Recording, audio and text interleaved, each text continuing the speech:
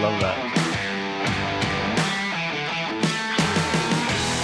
Welcome to another episode of Lamp Talk. I'm your host, Mike McDonald. Very special guest today. But first of all, I'm sitting here with Timmy One Take, my producer. How we doing? Love you, Tim. Thanks for keeping us going, technically. Yeah, trying. Doing my best. So today, very special guest, Jonathan Cushing. Hey. Just met him maybe a month or two ago. I feel like we're best buddies already. Yeah, we're brothers from another mother. I love this guy. We've had a great time talking the past few weeks. Thought for sure we need to bring him on and educate the world a little bit in the world that he's in. It's popular. It's LED tape. Yeah, very popular these days. A lot of you people don't know out there, there's some other players in the tape game. So Jonathan has got this company called Cush Lighting. Yep, Cush Light, yep. And of course it's because his last name is Cushing. It has nothing to do with the flower. No. Irony being, Cush has been a nickname in my family since my great-great-great-grandfathers. They've always been Cush. Everybody's Cush. Even my sister's Nikki Cush. And so working on set, my buddy Dayton Neatert, he would always be like, "Oh, bring in the Cush Light," because it was some fixture that I built. And I said, all right, I could run with that. So, all right, we'll make a Cush Light. So your grandparents coined the strain of marijuana? I wouldn't go that far. Now, come on. It's Cush with a C. Oh, okay, different. It's a different Kush. Similar, just a little different. But it's a very cool name. Thank you, I appreciate it. Yeah, it was really great.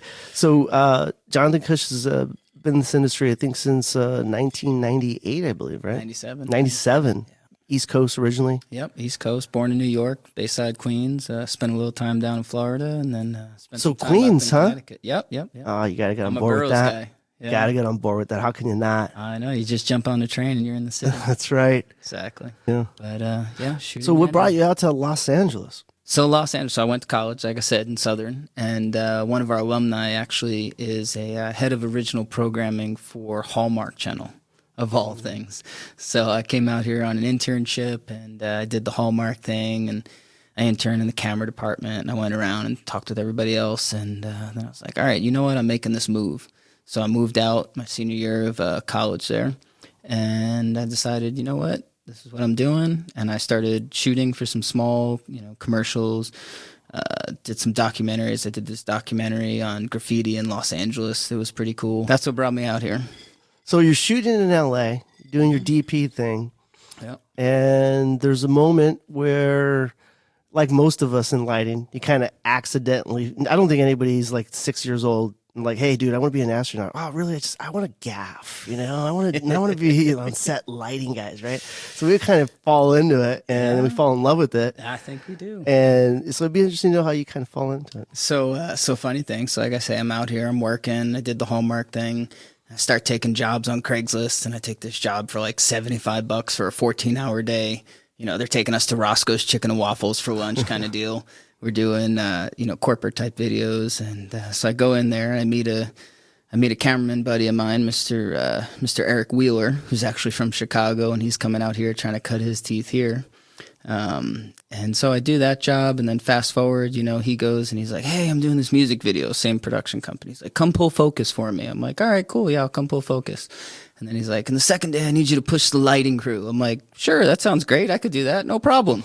So we're over at the Entertainium, and I don't know if you've ever been to the Entertainium. Let me tell you about the Entertainium. The Entertainium is this place where they shoot low budget movies, porn, and it's a swingers club on the weekend. What's the address? Yeah, exactly.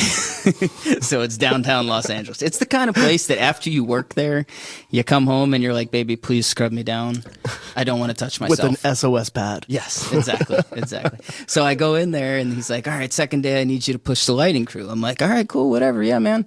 So I meet all these guys. I meet my buddy Julian Lopez. I meet Stephen Bryant, rest in peace. We used to call him Jita. Oh, right. A bunch of dudes are all in there. And so I'm pushing them, and then Next thing I know, those guys are calling me. They're like, hey, we got this movie coming up. My buddy J-Lo, he's like, oh, let's go over, be my best boy Grip. I'm like, sure, why not? Is J-Lo still in the business? Julian? Yeah, Julian's still Julian, what's his last name? Julian Lopez. Julian Lopez. We call him J-Lo. That's cool. J-Lo. We used to call him Danger Grip too, but that's a whole other sidebar. Yeah, he's my homie from Santa Monica. Oh. But so they started calling me, and it reached a point where I was like, all right, I can afford to make a living for my family doing this. Like, this is something that I can provide for my family doing. I'm like, all right, cool. This is what I'm going to do. And I gave myself my 3 years. I'm like, I'm going to get in the union. I'm going to, get my benefits. I'm going to have a pension. Like, these are things that allow me to have sustainable life. 50s values, right? Like pension, retirement, something people can't even fathom these days. Healthcare. Yeah. That's a whole other conversation. But, so basic things. Yeah. I started busting, and, I got in the union, and my buddy Marcelo, I don't know how far you want to dial into this. Yeah, no, it's great. Yeah, Please. So my buddy Marcelo Colasili, he was actually one of the guys that I met through Mr. Gita. Yeah. But so I ran with him for a while, and eventually we all got our days, and we turned on this movie called The Perfect Game with Cheech Marin. It's about the the Little League World Series, pitching a perfect game. Yeah, it was. So all you guys got your days in on that one job. On that one it's job. One of those iconic moments. Yeah, it's like we had days. We've done music videos. We've done commercials. We were hustling. Cutting our teeth for years and years, and then finally you get that job, and you're like, okay, I'm on this job, and the job turns, and you're like, yes, it turned. I'm getting my days. I'm gonna be in the union. And it's that epiphany. It's that epiphany. It's like that cornerstone where you jump into the next page of your life. Yep. It's like, okay. New job, new thing, master it. Yeah. Reach the top. And it's so much difficult more today, to kind of pull off what you guys pulled off together. Yeah. Coming up on that one job, and you guys will never forget it. Exactly. And those are the people, the people that you cut your teeth with, the people you come up with, you're tied for life with those people. A lot of those guys are actually on this show, Orville, right now. Oh, really? Yeah, they keep calling me left and right. I get another call from a buddy. He's like, hey, I'm on this job. I'm like, oh, what job are you on? He's like, I'm on the Orville. And I'm like, what? Another person? I'm like, who's on this job? It seems like everybody but you. Yeah. They're like, hey, if you want to come down, you're welcome to come work. I'm like, I appreciate it. So awesome. So, it's great story hearing how you got into lighting. Yeah. And you got these buddies now.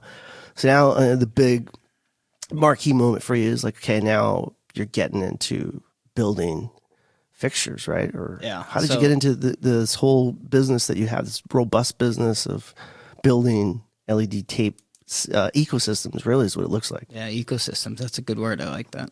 Well, I was that kid that tore everything apart. Yeah, my mother never let me live that down. My take on it was, it's already broken. You're going to throw it away. Let me at least take it apart and figure out how it works. Right. If I fix it, it's a bonus. If I don't, well, it's already garbage anyways. Right? Good so that's why I can't grieve my kids when they do the same thing now. So I meet my buddy Eric, right, who, like I said, he'd come out on this movie Perfect Game where I got my days. So fast forward, time goes by. I go do another show. I do the show Swingtown. I'm having a good time. Get married, go through life. We're living.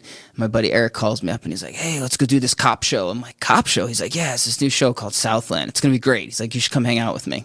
Actually, before that, I think we went and did Cirque du Freak with Dayton. With Dayton Eater? With Dayton Eater, yeah, with Dayton Eater. And so Eric brought me into Dayton. And so I'm with Dayton. We're doing this cop show. We're doing Southland. Southland, our motto, in case anybody doesn't know, was keeping it real so you don't have to. We were in the hood. We were down in Watts. We were down in the jungle. And then we go up to like Mulholland and we go to the Hollywood Hills. And we were in Malibu. We were anywhere and everywhere in Los Angeles that you could possibly be. Who was your rental house? That was Cinelli's probably. That was Cinelli's, yeah. Yeah, that was that kind of gig. Yeah, of course. Well, you're everywhere. Yeah. We're down at LA Center Studios as our home base, and we do 5 to 8 locations in a day sometimes. It's like all cop cars running around. So that kind of show really lends itself to small, low-profile fixtures. Right. I'm a builder. I'm going to build stuff. I'm going to do this better. I'm like, we're going to make a better product. We're going to keep the cost low, because the whole point from the beginning was like, how does it make my life easier, and can I afford it? Right. So anything I've done, I tried to keep the cost down because everybody should be able to afford it. But obviously we got to pay the bills. So there's going to be some money in there, right? So we can keep quality high, because that's been the biggest thing. From 2011 was when I first started selling. We had been making stuff prior, but in 2011 we released, color corrected diodes. We said, okay, now we've got like a 90 CRI LED. So Now you felt it was ready to sell. yeah, it was something that was acceptable. And even then, it's like, well, 90's here, right? You look back at that now, you're like, oh, 90. Yeah. But, you know, you're on the mark. And the irony is the first batch I put out, I was like, okay, anything but green. Everything's green. So we leaned to the other side of the spectrum, and we came out with a light. It was just a little magenta. Yeah. And then you get out on set, and you're out in daylight, and you're like, oh, my God, everything's magenta. But then you realize, you're like, oh, we're doing a lot of cop cars. We're doing a lot of commercials. Oh, it works. Check it out. You take that magenta light, you put it on top of a sunroof. That sunroof has a green tint on it. Oh, well, all of a sudden, it's a color-corrected source, right? Wow, what a trip. Yeah. Serendipity. So, exactly. Yeah, that's what happens when you're on set. You figure out what works. Yeah.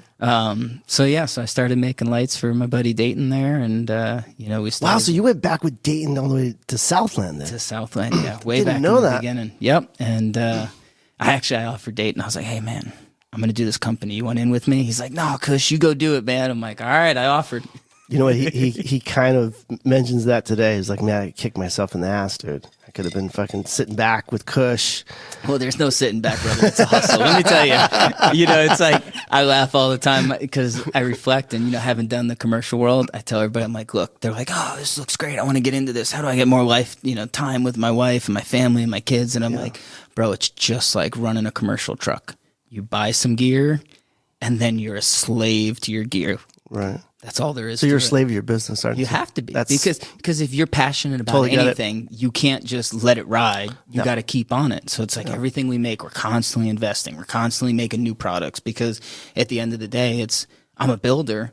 I'm out there. My guys are out there. We're making stuff. And the more efficient we can be, the better it is. Yep. The more we can meet the needs of whatever the consumer is, the better it is. I mean, we do all these neonizer products, which is like a flexible diffuser. And, we start with one. We had the NXR, which was like this bullnose shape. And we put a little, set of legs on the bottom so that you could take some regular plumber's tape you get at the Home Depot or Lowe's or whatever big box store, throw your LED on top of it, and it clips right over top. It's this idea that, like, look, we're all out there making whatever it is we're making, TV, films, etc. And you need to be able to get products no matter where you are. So you're a big advocate of this whole open source, open helping your source all the brothers. way. Yeah, the truth is like it's only information if you share it. I tell the guys that all the time. I see people and it's like they don't want to share information. I'm like, listen, it's only information if you share it. Otherwise, it's a secret. Yeah. And secrets don't get you anywhere. Right. The more we share, the more we can grow, the better products we can have, the better our lives are, the more time we get with our families. I guess and that's a really big point right there, is more time with the families. I think everybody can get on board with that. Yeah. You said something earlier that was really compelling, is this idea of you wanted to shoot and you got it here, you got some electric jobs, and then you saw that there was some money or stability in it, and you're like, wow, I can get benefits. Yeah. I can take care of my family. Dude, that's what it all comes down And to. that's really what it comes down to when you look at this whole beautiful brotherhood that's around us. It's like just all taking care of each other and taking care of our family. It's a beautiful thing. And, this whole idea of sharing information, a good brother of ours, Roger Latin just passed away. Yeah, he was huge big advocate. Proponent. Yeah. Roger was real good about going out to all the different trade shows and the vendors and finding any and every tool that could possibly make our lives better. And if there was something they were doing that, could better serve our industry, he was out there communicating, and then he would show up and he would bring it. And he taught so many classes at the local. He would teach electrical basics, he would teach soldering. And he actually roped me into starting to teach classes at our local. And so I teach an LED class there. I teach a soldering class there. We've got some scenery classes. We do mappable LED. We've got color theory that some of the other guys are starting to work on. I mean, there's so many classes in the 728 Union because it's information. And he was a catalyst in a lot of that. He was a big proponent of all that. Yeah, he was a big part of us getting ETCP certified, right, for the entertainment and industry so that, we can be the top of our game. Yeah, we got to give a special shout out to Roger because he was an amazing man and really helped everyone around him, and really happy to see that his philosophy is really kind of infected people like you. Yeah, and understanding, like, sharing information, like you said, it's only information if you share it. Otherwise, it's a secret. It's just a secret. I love that. That's great. So you started tinkering and then building these fixtures, and then you started to see that because you were involved in the tech, you started to see the tech get better. Yep. And you saw color correction, like you said, like 90 CRI back then was like amazing. Yeah. Now we're like 98 plus. Yeah, right. It's like, now we're like, all right, CRI, Right. CRI 15 values. We're like, okay, no, TLCI. Right. Okay, wait, all right, how many scopes can we look at to judge what the light's it's doing? like now the TM30. Yeah, It's exactly. like, it's getting nuts now. How many rulers are we going to need? Yeah, well, is it metric or is it, Yeah, exactly. It's all a ruler at one point. But you must have had some pivotal moments in developing Cush, and I'd like to know, like, maybe one or two of those pivotal moments where, like, man, this is really going to work. I can make a living off this, and I can really provide value to my friends. Yeah, so with Dayton there, I was making all these fixtures. I started off making what I called then the flex fixture, right? And I had like a 6-inch piece of Velcro, which finding a 6-inch piece of Velcro was a thing for some reason. And so I'd get that, and then I'd solder all these strips together, and I did these bus bars on the end so that they would link together, and I would take a little piece of acrylic, put it on the end so it couldn't get tacoed, so they wouldn't mess up all my soldering connections. And at that time, it was like I'm hanging out in my garage. I got my buddy Nathan December over. Nathan, so let's talk about this industry. So many people in this industry are traveling musicians. Right. I know so many musicians. Nathan December, he was a traveling guitarist for REM. He played with the Goo Goo Dolls on the Iris album. He was really? the mandolin player. Like, he started his own band. I think it was like Raging Bull or something like that. Like, it's Nathan. It's embedded in this culture, actually. It's embedded. And Nathan had the darkest sense of humor, and I love him for that. I won't say the things he said because people will be highly offended. But Nathan was in my garage when we first started, and we're building all these flex fixtures, and I'm like, this is not going to work. Like, we need a better way. And so we started making these flex sheets, right? And so we made single color, 2 color, 3 color, 5 color flex sheets, RGB tungsten daylight. And the idea with it was, okay, look, I need a 2-inch, I need a 6-inch, I need a 12-inch. It doesn't matter. Whatever you need, it's all parallel circuitry. You take a pair of scissors, you solder on one set of connectors, and everything's connected. Oh. You can literally like cut a hole out of the center, and you've got a ring light that goes around your map box, and you only have one lead. Because watching Nathan solder next to me and making all those pictures, I'm like, this is not a business. This is a job. Yeah, that's great. Yeah, so that was a big swing, coming up with the flex sheets and cuttable flex sheets. That was a big thing too. The ability to really change them to any size and, take it and cut it in half and then solder it back together, and you still have a 1x2. So you have this epiphany. Yeah. Right. And you realize you got something valuable. Yep. And you get to a point where you can test it on a major job. Major jobs. And what was one of the first major jobs? Well, I mean, Southland was one of the big ones. We were running around doing car shoots, 3 to 5 locations every day, minimum. So Dayton's using this in his car shots. Dayton's using this in all the car shots. And then my buddy Lee Spencer, we would do all these big Chevy jobs. We'd do the Chevy commercials, and they were like week to 2 week long commercials. And, Salvador Totino there, he's there, and he's the DP. And we're bringing in the Cush Flex. We're bringing in the Cush Light because we're on a small close-up in a car, whether it's at the dealership, out in the field, and we need to have that light just ever so close, and being able to cut it to any size on the day was priceless. And then the LED cart or LED kit was born at that moment, perhaps. Yeah. Oh, dude, the mobile flex kit, right? Yeah. I've been really bad. I apologize to everybody about making pre-made kits. We're going to get better. Our brothers at Macam are probably going to help us out with that, packaging up we a would kit. We would love to accentuate that. Absolutely. Yeah. But so we were making the mobile flex kit, and it would be like a 2-inch by 12-inch, a 4-inch by 12-inch. Of course, it was Dayton, so it was like a 6-inch by 12-inch. We need the biggest source possible. And Dayton, what was cool is he would actually use it we'd go into practical locations. He's like, okay, we're running in from the streets. It's super bright outside. They're running across this oven, and there's no place to put a light. So we would just take some paper tape, and we would tape up a 6x12 flex sheet right above the stove. Guy comes in, he's still getting the light kicking back, and we can control it. We could set the values, whatever we want, any temperature That's we what's want. great about working with Dayton. Like, he had so much confidence. So much confidence. He could be ballsy. Yeah. right? It's like, Yeah. no, let's do something outside the box, man. Yeah, actually, if you talk to Brian Glassman over at One Stop, he would say Dayton was a big proponent of pushing sodium vapor and mercury halide. That whole crash look, that he had done, and working with Jimmy Muro, and it was just this gritty kind of like we're pushing the boundary of the color spectrum kind of deal. Yeah, I love that guy. He's a fucking innovator. He was very instrumental then. Yeah, and a big influencer to you.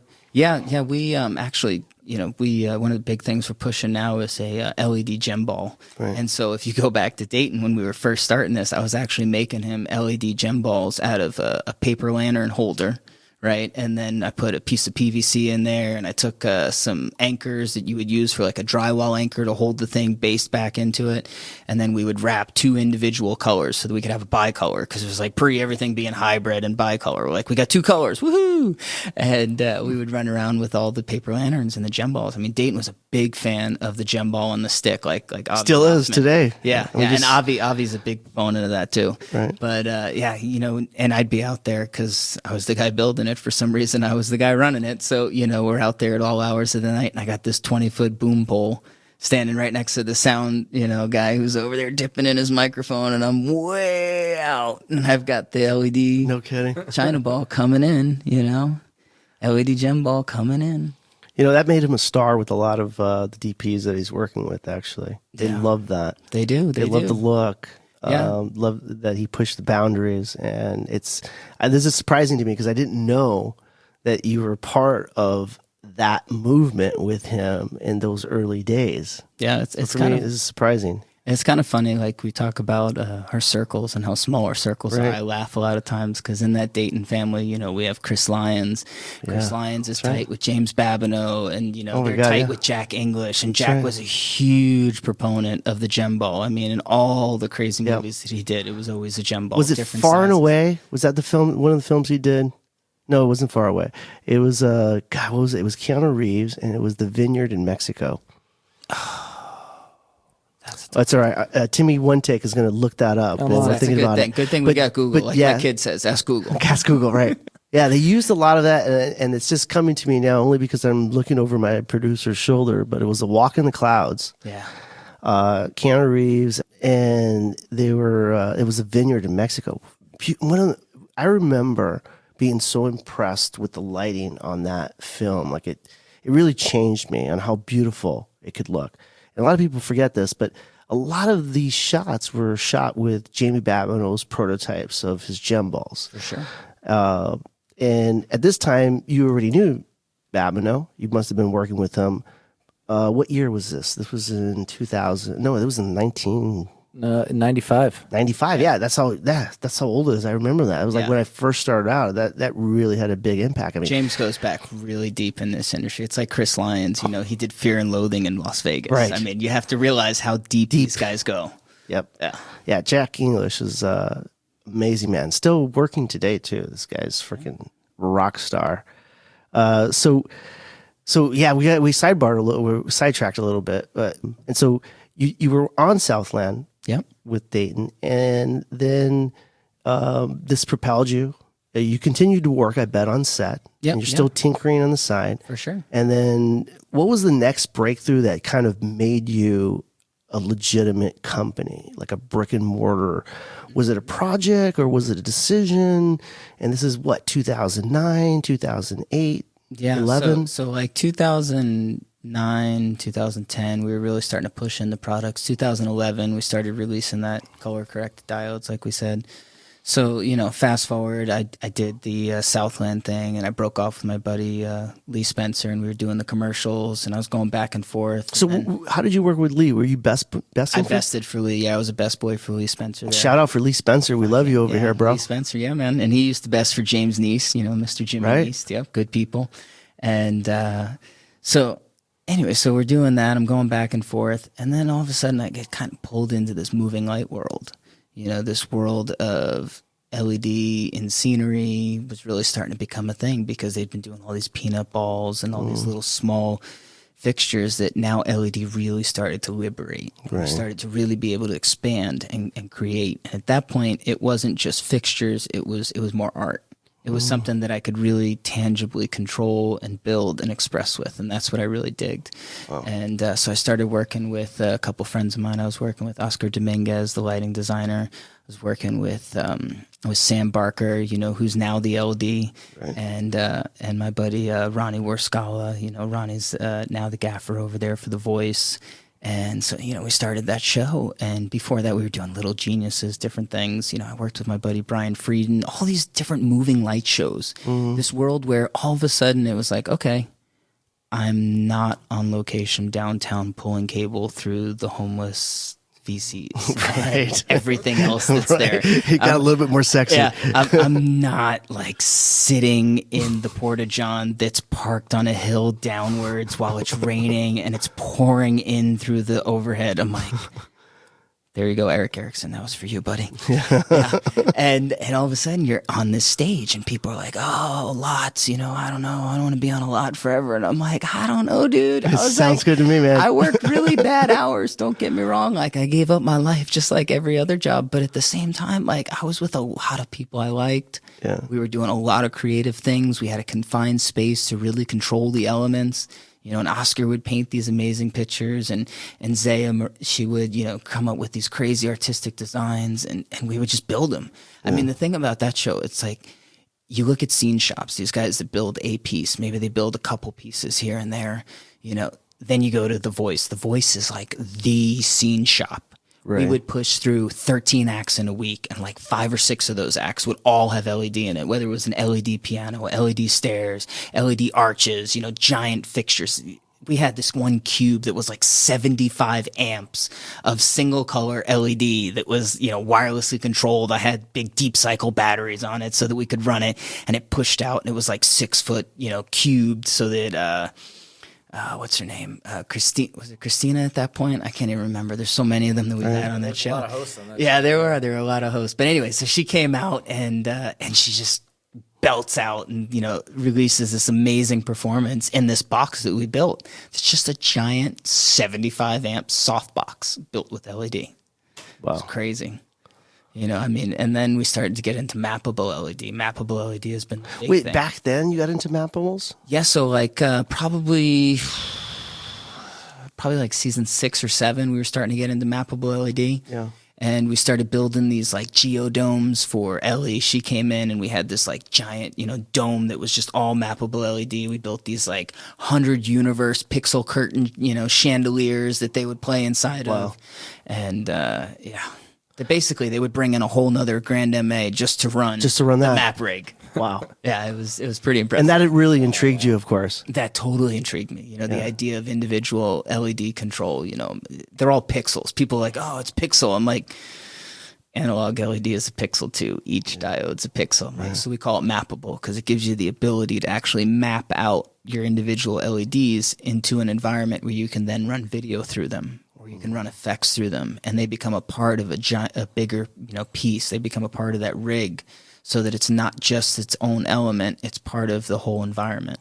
And you're talking, I mean, it seems to you because you were so, I guess the word is like curious mind, right? You had this curious mind, and you saw this at a very early age in your career. And now it's still growing, actually. There's still a lot of people that don't know how to utilize this incredible technology. It's just sort of in its infancy, as you will, and you're building product for this now, right? Yeah, we've been building product for a while, and it's interesting because, like I said, it's always been about accessibility. So everything we make makes other people's lives easier because ultimately I'm the guy building, and it needs to make my life easier. Right.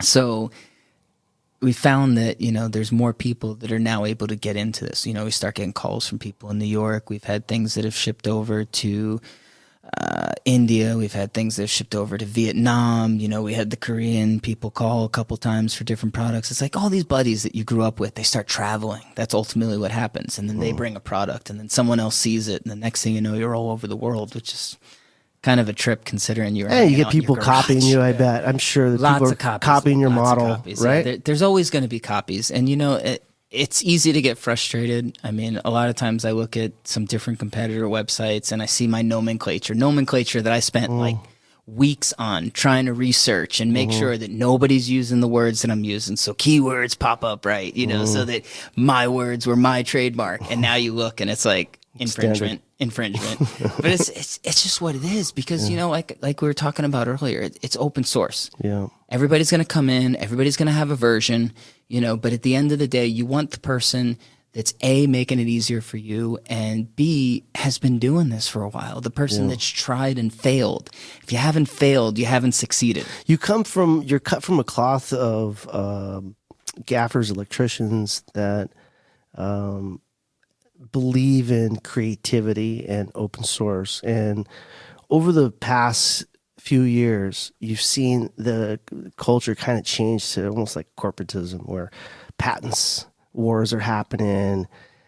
We never seen this in our industry before. It wasn't that we couldn't legally do it. It was just not part of the culture. Yeah. And now it seems that you get more and more that these companies that are just interested in the bottom line.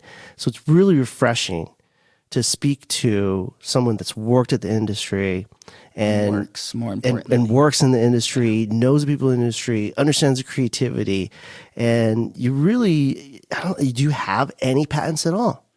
The thing about patents is that you're constantly chasing them. You look at light panels, right? So light panels was bought out by corporate because they owned like 10 plus. That's right. Patents, one of the most powerful patents early on, right? Yeah. They had a patent for LED on top of camera. Mm-hmm. Yeah. That's an amazing patent. They actually won a lawsuit against Sony. Yeah, well, that was after they were bought out. Yeah, because and that's they what were helped bought them. for their patents. Right. And patents are a big thing. I mean, people are constantly chasing patents. Mm-hmm. And the truth is your patent's only as strong as your lawyer and your cash to pursue That's that right. patent. And that's probably why they sold to, a company that can afford to do that. But it's really great that you outlined that sort of turning point in history, because we hadn't experienced this merger acquisition type of culture until then. Yeah. And it taught everybody like, wow, these guys had a patent. It sounded bullshit to most. But then they had a company, a publicly traded company that was able to enforce it. And then that spawned a whole new generation of business. It sort of like made our business sort of grow up a little bit, as much as we don't like it. That's the world that we had been living in, but it didn't affect this small industry until now. Yeah. I think that the patent race has created a couple of different side effects, to say the least. We've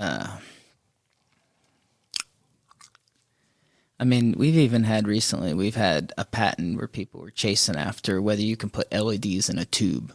Right. I think everybody's pretty familiar with that, probably. I bet. LEDs in a tube. It's like almost like Kino could come after him, like, "Hey, dude, we had lighting tubes before you." Right. It's this chase. But like, if you just realize that ultimately we're all out there, we're trying to create our little slice, we're trying to put our little name on it, have our little niche. Yeah. It's not that big of a deal. Yeah. Like, I could easily get bummed out every day for all the nomenclature getting stolen. I could easily get bummed out and have to start chasing patents on people that are trying to do cuttable flex sheets. It's like, look, we've had that for a long time. But the truth is, just let them ride. Yeah. Because it's a global society. Everybody's going to be trying to copy what you do. And the truth is if they haven't been there, they haven't failed, they really don't know what it takes to get to that next level. It's such a great conversation, honestly, because although we live in a world now where patents are more important, the bottom line, though, is monetarily, too. If you look at what licensing fees cost, right, and monies that people make off licensing their patents in this industry, it's actually kind of minuscule to innovation and the change. When I was a kid, my Power Wheels Jeep broke down. I took the motor, I took the controls, and I made my attic stairs come down automatically. Why? Because I could, and I had this thing available. Robin Williams in The Inventor, he goes, an inventor is not somebody who comes up with something new. It's someone who sees things that exist and then puts them together to create something new. That's right. It's like, it doesn't have to be mind-blowing. Very well said. It just has to make people's lives better. Yeah, it's very well said. Like Jimmy Duty was a buddy of ours on Southland, and he made the Duty Dolly. Right. Everybody's heard of the Duty Dolly. Running around on angle iron, aluminum angle, rather, I should say. And it's the craftsmanship. He put his time into it. He makes something. He expresses himself. I mean, at the end of the day, that's what we're doing on set. We're trying to express ourselves, whether it's the actual pictures that are captured, or it's the craft of the person that's behind the lamp or behind the flag, or the person that's holding the microphone or mixing the soundtrack. At the end of the day, it's your craft. It's that thing that makes you a part of that entire and unique. product. It also makes you unique. For sure. Right. And so that's the thing with this whole proprietary ideas of this is my idea. It's just not within the culture of this individual creativity that we have. And I think everyone that I speak to that works on set is so behind that. Like they can care less about all that stuff, and they want to pirate stuff because it's not pirating. They want to be creative. They want to take your tool and they want to do something new with it. Yeah. Right. And that's beautiful. Yeah, it's totally beautiful. I mean, it's funny because, I was a part of that era where there was the Napster and there was the Mur, right. Where we were downloading files and people had music and all the, the Lars where we went to court and all those things that say, hey, you can't pirate. But like you say, we're not talking about pirating. We're talking about taking a product that exists and putting our spin on it. I had people that came into the shop today. They're like, hey, we know that you make these ultralight panels for your flex sheets. That's great. They're 1x2. We want to go 9.5x20. Cool. We'll cut it down. We'll put some more jack nuts in it and you'll have a 9.5x20. Because at the end of the day, that tool allows them to express themselves in a different way. Yeah. And we've even had jobs where they're like, oh, I have this other product. And not that I like to use other people's product, but they're like, hey, I have this other product. Can you build it for us? Sure. Because I understand that you're coming to our company because you want it built a certain way. And you love the philosophy of that. Yeah. And it's like, don't get me wrong. I got to sell product to put food on my table. I got to keep a roof over my head. This whole tape world. Yeah. It's obviously very popular. What seems to have taken on to the industry quickly, and I think this really says a lot to what we're about to say, is they want it sort of prepackaged things, right? Because they don't understand the tech and why. And so, let's start off with some basic stuff, okay, on tape from an electrician's standpoint. And like anybody can get tape, and it's like you got 12 volt, you got 24 volt. Right. And then there's even some 48 volt stuff, right? Yeah. So, go ahead. So the question is the difference between these voltages. What's the advantages of, and I know there's advantages for all three of them. Sure. So starting off with the 12 volt and the 24 volt and then going to the 48 volt, what's the advantages and the disadvantages? And this is probably a very loaded question for you, but I'm sure you're very qualified to kind of help guide us through this I hope so. jungle. Yeah. So, most all of our products that we sell are 12 volt. And the reason why we sell 12 volt and why we've stayed with 12 volt, despite the fact that some other people are starting to push for 24 volt, there's a multitude of reasons. So the first being batteries, right? You're in a car, it's 12 volt. Right. We're not driving 24 volt cars. So you can use the car batteries. You've got battery packs, whether they're nickel or they're lithium. If you go to 24, all of a sudden you have twice the number of cells, which means now the battery is twice as heavy. Doesn't gain you anything. Then you get down to the actual tape, right? So you're like, okay, I've got LEDs. I know that each LED is roughly, nominally about 3 volts. The resistor eats up the difference. So I've got 12 volts, I've got 3 LEDs, I've got a resistor. You go to 24 volts, now you've got 6 LEDs. You've got 2 resistors, which means instead of a 1-inch cut section on a single color or a 2-color strip, now you've got a 2-inch cut section. And that may seem kind of trivial. Yeah, it seems trivial, but when you're building out a set. When you're building, having the ability to really cut back within an inch is priceless. It could be everything. It could be everything, because ultimately what you end up with is dark spots at the end, or you start to meet, you've got a piece that's 32 feet long. So you run a strip from either end of it so that it meets 16 feet in the center. And if the cut points don't line up, all of a sudden you've got a 1-inch gap in the middle. That doesn't work out. So then you see guys, they start to wrinkle the LED tape. That's a big thing I see coming out of scene shops. They'll take the tape and they'll bend it. They'll put a little, but you're still going to see that. In that. You're going to see a hot spot still. Well, it depends. It depends. Sometimes you don't see it, and that's a little pocket tip. Sometimes if the diffusion is far enough away, You can take the LED, you can put a little bend at the contacts, not at the resistors where you're worried about the solder points, not at the LEDs, but at the contacts. You can put a little bend and cheat it out. So all of a sudden now your cut section comes to the end of the run, whether it's 12 volt, 24 volt, etc. The big reason why you see people pushing 24 volt, well, I think a lot of it's economic, but that's just me. Because their ideas is, 24 volt, great. So it's less current, right? That's cool. And then they use less copper in the strip so that it doesn't cost as much to ship. So it doesn't cost as much to make, which means that when I run out 16, 22 feet, all of a sudden I've got the same percentage. You can bill the same amount of money. Yeah. And, so like our product, like our 4-color, for example, we use enough copper in there that I've put that side by side with the 24 volt strip and gone 22 feet.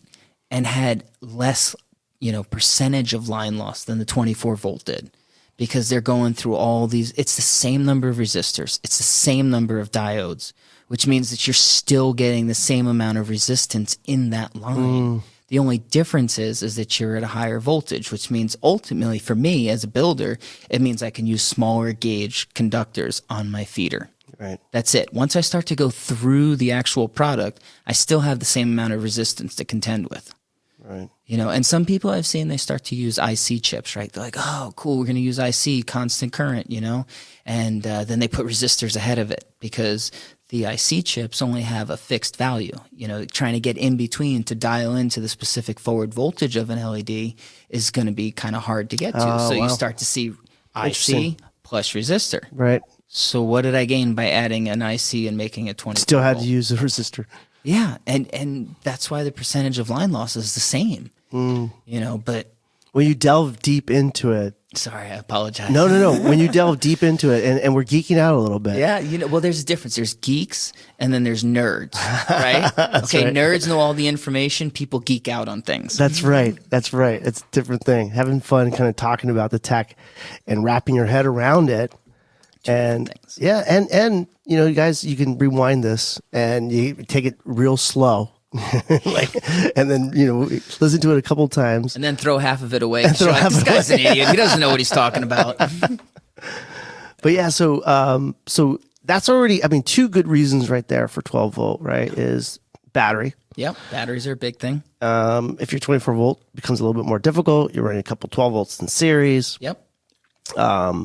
And also being able to cut 1-inch strips. And when you're using LED tape, it's probably in a small confined area. Yep. And even if it's not, if it's building on a set, there is some tolerances there. Yeah. And the truth is that more times than not, they're not thinking about us. They're just going, hey, there's going to be some light in here. Right. And so they'll draw the set and they'll go, okay, it's 8 feet. Well, newsflash, LED comes in like meters, right? So it's 16 feet, 4 inches. You're like, okay, cool. So it's just over 8 feet. Right. And then you try and cut down to the section, and most of the time it works out, but they're not always thinking about us. Right. And so having the ability to adjust, whether it's, starting at the ends and working your way to the center so that your line loss is the same, and the fall off is the same. Oh, well, that's interesting right there. What you just said. Say that like a little bit slower, so just so everybody can kind of grasp that. When you're building out. Yeah, when you're building out a set. So a lot of times people go, okay, well, what's the longest I can run? And it's like, well, I've run 25 feet. I've run longer. At the end of the day, the question is, what avenues do you have to manage the voltage that's dropping along your line? And sometimes that's a return circuit, bringing the anode back around from the end back to the power supply. Sometimes it's bringing all the cathodes and the anodes back to the power supply.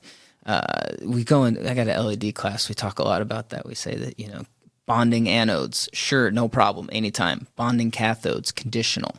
And what I mean by that is, like, if you have your cathodes, so that's your red, your green, your blue, your white, your different negatives along your strip, if you want to bond those, it's really important that when you bring them back from the end of the strip, that you come back to the same channels in your controller. I've seen guys where they go, okay, well, I'm going to bond it back, and then the output was on channels 1, 2, 3, 4, and the bond is on channels 5 through 8. Well, now you've got a controller that has different chips in it, and you're running DMX values through, and you're sending two different bits of information. So no matter Right. whether they're matched or not, there's still going to be a delay in it. Right. So when it comes to cathodes, like you have to bond back to the channels that you're outputting from. When it comes to anode, add another power supply, take it back directly to the power supply, skip the controller, all that's fine. The other thing that we were talking about trying to deal with that is you say, okay, I got to run 32 feet. 32 feet's amazing. That's not a problem. You grab your controller, you grab 2 rolls of LED, you stick it in the middle, and you run it out, right? And then whatever falls off to the side is the same. So when you go left 16 feet, it's the same as if you go right. Or if you got to start on the outsides, by the time it hits the middle, it's exactly the same because the amount of voltage that has dropped is the same. Exactly. It's just it's like balancing your load. You know, you're running cable, you're running 4-aught, you're running banded, you're running 2-aught, you're running zip stingers. It doesn't matter. At the end of the day, you have to know what the current capacity is of your conductors, whether that's the LED strip, whether that's the wire that you're running to it, and then you need to add wire accordingly if necessary so that you can maintain that voltage all the way to the end. Give us a little example of the math on that real quick. So for guys that don't understand that, just like you talked about if it's the tape, Yep. or if it's the conductors. Yep. I mean, just like not even accurate numbers, but Sure, just sort of sure. just So- a rough idea. Rule of thumbs. Everybody loves a rule of thumb, right? That's a big thing. So our LED strips, they tend to average about 18 to 20 gauge equivalent in their copper, right? Depending on how many conductors you have within a strip. You like 18 gauge, right? 18 gauge. 18 gauge is great. You know, a lot of times we stock 20 gauge because guys will make, short conductor jumpers from one strip to another and they find it easier, especially on the 5-color strips because you're trying to solder all these wires in, Even with the quick connects, it's like, Still. I'm an old school guy. I like solder. Actually, pocket tip. A lot of times what we do is we'll cut off the end of the factory end, which has a 12-inch lead on it. And we never throw those away because you can take that factory end, you can solder it to the backside of the strip. You can run your LED all the way to the edge of your product, and you've got a factory lead that comes out the back. Great tip. Yeah. I'll give credit. Mr. Curtis Failer. Did he? He came up with an idea that was He came up with that very one idea. similar to It was that. his only idea. Yeah, no. Curtis has got some great ideas. But he came up with that idea, and we bounced it around in class. And what he was doing, he was actually cutting all the diodes off, cutting all the resistors off. I think he might have even been desoldering them. But the idea was there. It's like, okay, we have these factory ends, and soldering wire to a strip is never easy. Right. Especially for a novice. It's like, I don't want to solder to a strip. I mean, we get calls all the time. They're like, do you have any quick connectors? So we keep trying to make quick connectors better. But it's like, at the end of the day, soldering to LED, easy. Soldering wire to LED. I have a lot of gaffers that love crimping. Yeah, well, They just say it's easier on set. here's the thing. I'm a manufacturer, and I don't mean that as a person who makes a product to sell to the public. What I mean is I manufacture lighting instruments, whether I'm on set, whether I'm building as a shop. Ultimately, we're manufacturing. If I'm making a scenery piece, I've got 20, 30, 40, 80 versions of this piece I got to make. So everything I do is manufacturing. Every step that we take has an amount of time that we're allocated for it, and it's manpower and it's cost and it's all these things that go into making a production. So at the end of the day for me, and I'm a fairly decent solderer, don't get me wrong, but like I can tin and I can solder faster than you can crimp. Crimping involves more steps. I have to grab a crimper, I have to grab the crimp, I have to load the crimper, I have to strip the wire, I have to put it in. Right. I strip the wire, I tin it and solder it. Right.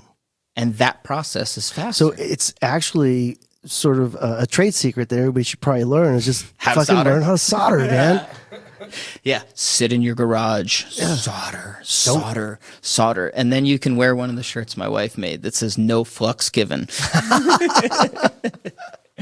Yes. I mean, flux what is one of the, and I know we're segueing a little bit, one of the common problems of guys that don't know solder is what, like cold solder? Yeah, cold solder is a big thing, and you know what? You'll even see that from the Tell factory people what a sometimes. cold solder is, real quick. So cold solder. So here's the deal: when you solder, right? You're heating up a piece of copper to a temperature where the solder starts to flow, and the copper is hot enough that it can accept the solder, right? So it becomes one piece. So the solder hasn't melted all the way yet. Correct. Yeah. So what happens is when we're soldering, we'll tin a piece of copper, right? If you heat that up and you pull away the iron too fast, what happens is you can feed solder in and it bonds the two, but the other solders haven't reflown yet. So it gets a little hot and it starts melting. It hasn't reached its melting point yet. It's like taking some silicone and throwing it on top. Like, yeah, it's connected. Yep. It's just not one piece yet. Yeah, so there's a reflow rate, and that's a whole other conversation. That's one of the biggest issues, isn't it? It's a big fail point. But it's funny. I'm a car guy. Like I've been a car guy for a long time, mostly because I couldn't afford to pay other people to work on my cars. But so we've been building cars for a long time, and I remember watching this one show, and the guys were talking about working with lead, and they're like, we're putting lead on these cars, and we're filling in the holes, and all the guys are talking like this because they've been working with lead their whole life. And at the end of the day, the truth is like, lead solder has a lower reflow rate than unleaded solder, right? Or lead-free solder, rather, because it's not gasoline. And so I've actually had times where I'm on set, and I'm an older guy, I guess. How old are you? Yeah, not that old. and so like I use leaded solder because I like the lower reflow rate. And I had a guy come on a job, and he's got his iron and he's soldering, and he's like, I don't know what's going on. It's not sticking. And I'm like, well, just take my iron. Maybe your iron's messing up, right? Yep. So he takes my iron. He's having the same problem. And I had seen the green label on the floor, but I didn't connect it Didn't right away. register yet. Yep. And then after he took my iron and he started to solder and he was still having the same problems, I was like, you have lead-free solder. Yeah. Your melting point is higher than the melting point that exists on those strips from the factory. Because let me tell you, China's not using lead-free solder. Right. I hate to break it to you. Straight to everybody. So, and even with factory welds, when it comes to soldering a strip onto a factory joint, right? That's where 2 points are married together from the factory. I always reflow. I put fresh solder in because when I put fresh solder in, I'm guaranteeing that my reflow rate is going to be the same. So that I'm not soldering at a higher temperature, hoping that one thing melts while the other thing's not melted yet. And then all of a sudden, you've got a cold. It's like we talk about in the LED class, we start off, we're like, okay, DNA of an LED. Yeah. You're like, well, that sounds scientific. You're like, yeah, no, really, let's just talk about the basics. Like, how much voltage does each LED need? Right. We understand that, 3 LEDs in a 12-volt circuit, requires a resistor. So you get into 3 colors, you have 3 resistors. Each resistor correlates to a color.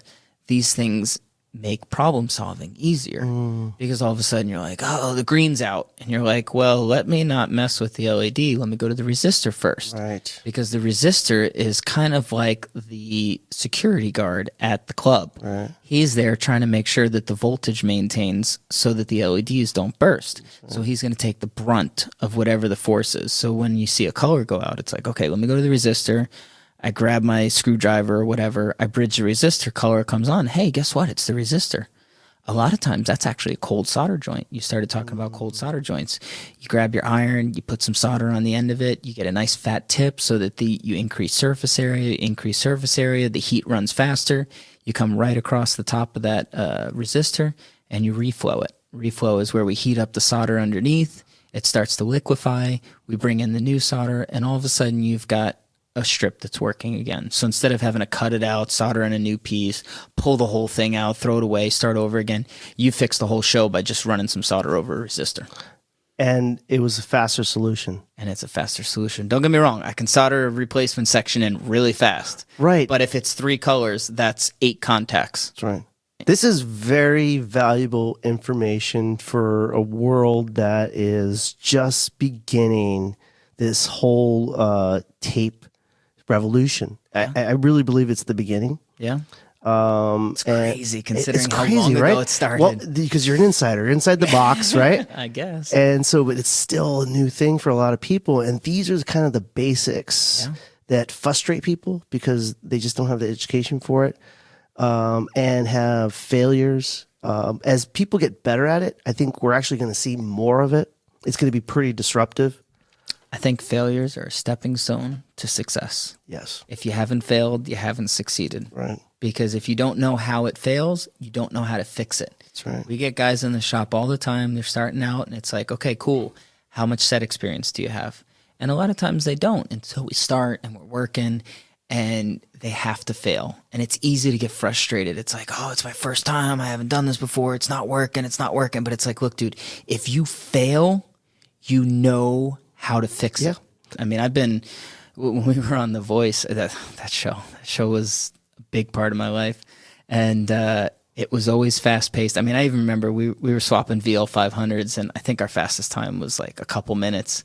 It was like, okay, the show's about to start in 2 minutes. And it's like, we got this 500 to swap, and the ladder drops in, and the rigger drops the rope, and I climb up the ladder, and I grab the rope, and I tie it in, and it comes down, and then the lead tech grabs the light, and he swaps in a new light. It's already pre-addressed. It goes up, we plug it in, we get it going, it's calibrating, we come back down, and it's like, boom, and the show's on. And you just made Barely it. finished. But that's how it is. You're in this environment where it's fast. I mean, soldering's such a skill. We were there, so we have what we call cable hods, right, for that show, because there's so many moving lights and there's so many set pieces, and you're bringing all these elements that exist and change over 13 times during a show. You know, I mean, there are literally like 100 grips on the stage at any given time, changing sets over. So it's a pretty big endeavor. And we had a hod that, you know, one of the set pieces had gotten yanked off before it got unplugged, and the 5-pin XLR got ripped out. It's like, okay, well, what are we going to do? Hod up another, you know, run of Edison and 5-pin? It's like, no, give me my iron, open the connector up, solder the damn thing back together, and we were on in 90 seconds. And that's that skill set that you can't replace. You know what? And that's interesting that you say this, because a lot of people who be listening to this for the first time and doesn't understand tape or soldering be like, fuck that. I'm not soldering on set. I don't want to learn that. I'm already fucking stressed enough. I'm going to rip it out, and I'm just going to put something new in. Cool. Right? Make me more money. I love you people. Right, exactly.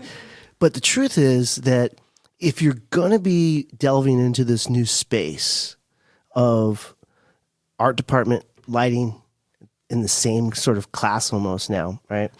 Ripping out what you've done is an option.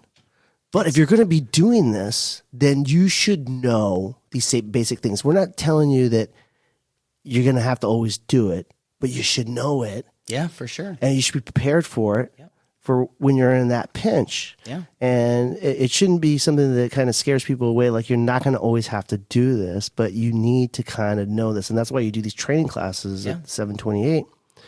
And I think this is another reason why you have to get people that, or you have to give to them something where you want to say, look, I don't expect you to solder on set, but you should know how to do it. Yeah. That's all. And it might be 10% of the time, but it might be that 10% that saves your ass. You know, we get so many people that come into the local for the LED classes, for the solder classes, and some of them are gaffers, some of them are best boys, some of them are, you know, aspiring to be LED technicians. And sometimes they just want to know what it takes. They want to understand, like, hey, I'm asking this guy to solder this. I want to know if he tells me 3 hours makes sense. And then you have people that are like, this is what I'm going to do. Right. I'm going to be an excellent solderer. And the truth is, it's amazing, but within 2 days, you can pretty well tell who's going to be those people. Right. You know, it's amazing because, you know, they come in, and even if they didn't know how to solder in the beginning, it's the ability to absorb information and adapt. And I think that's a key, crucial ingredient, no matter what your position is in this industry, is your ability to absorb information and adapt. You know, it was always funny. People like, becomes even more important in an ever-changing, quickly. This world changed so fast. That was one thing I really loved about the moving light world, or what we call the variety show world, is that we got to see all the new equipment all the time. Every time something new came out, they're like, you're on a top show. We want to give it to you. And I'm like, yes. And so you get to see this new equipment. You see the Solaris flare come out. You see, and from all over the spectrum. I'm not talking just Roby. I mean, we would even see, you know, things that are coming from Elation, or, you know, insert vendor here. Color Force, we had a lot of those. We had color blocks. We had chroma cues, you know, all these different types of lights. And they come in, and you see the new profile, and you're exposed. And so people are like, oh, you have to know everything. And I'm like, you don't have to know everything. You have to know the right person to call. That's right. It's resourcefulness. It's resourcefulness. Whether you can look up that manual online really fast, understand how to read it and interpret it. You don't have to know the mind. You got to know how to get the answer. You have to know how to get the answers. You know, I think this is a generation of me now, and people use that phrase a lot as a negative. And don't get me wrong, I understand. Being self-centered is a bad thing. Don't get me wrong. But it's a me now generation, and your ability to focus on the now and be strong by yourself is important. You know, you need to be able to be resourceful. You need to be able to gather that information quickly so that you're valuable. Well, having said that, here's a man right here that's resourceful and a resource.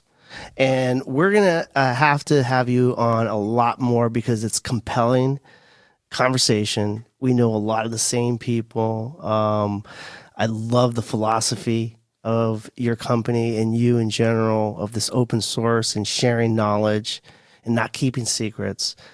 And I think it's going to be very valuable for our listeners out there. Again, I mean, here we are with Jonathan Cushing, who's best kept secret in Hollywood. We're going to have a lot more interviews with him and his friends. Jonathan, thank you.